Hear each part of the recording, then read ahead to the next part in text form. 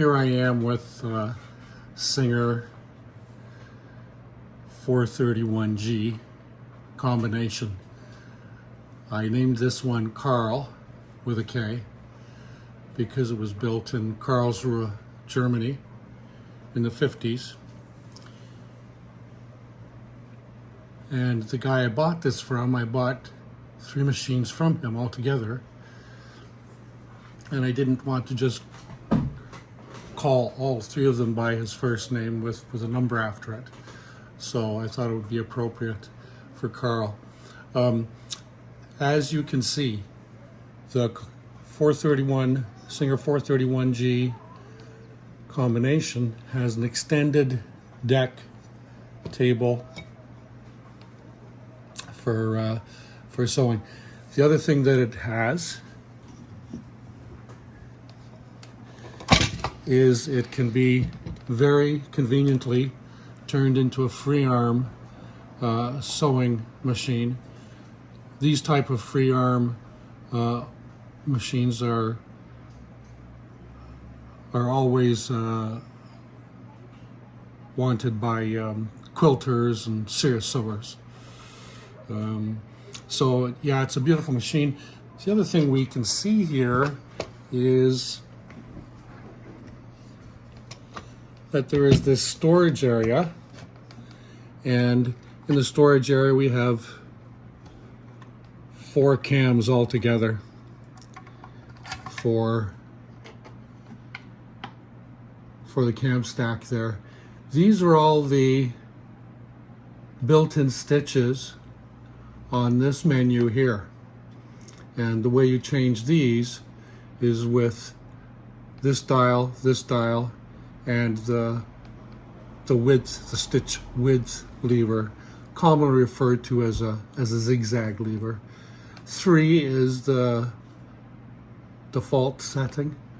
You want it in 3 when you are adjusting the dials here. For regular straight stitching, I believe it is.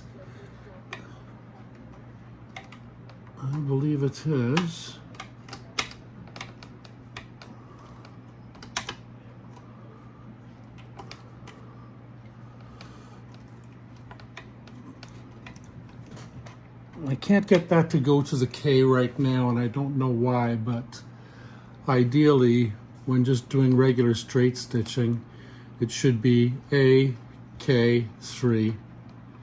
So if you're reading literature and you see A, capital K, and 3, that's what it is. So we have the cams. We also have a couple of small spools here, and that would be to store bobbins or wound bobbins. And here we have some feet. I'm not very conversant with all the feet, but that is a piping foot. I know that, but I don't see a hemmer. This goes something like that, and then you run your cloth right along, and it's a guide. So I know that's what that one is. Now, I've never tried these before. And then these are the various plates. And this one, it has a spring device. So the plate that's on there now, kind of a normal looking plate. Now, this machine hasn't been serviced. You probably can see some dust there, or fluff. So what I did when I got this machine, all I've really done as far as maintaining it was I oiled it. These are oil ports, oil places, and inside here, on top here. So I oiled it and I greased all the gears. All the gears are steel.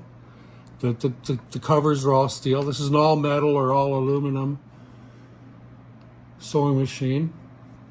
It's direct drive, so there is no plastic or rubber belt between the hand wheel and the motor.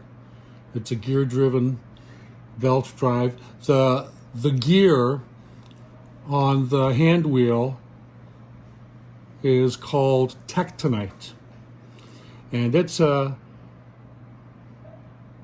hybrid compound fiber, extremely resilient, extremely tough, very hard.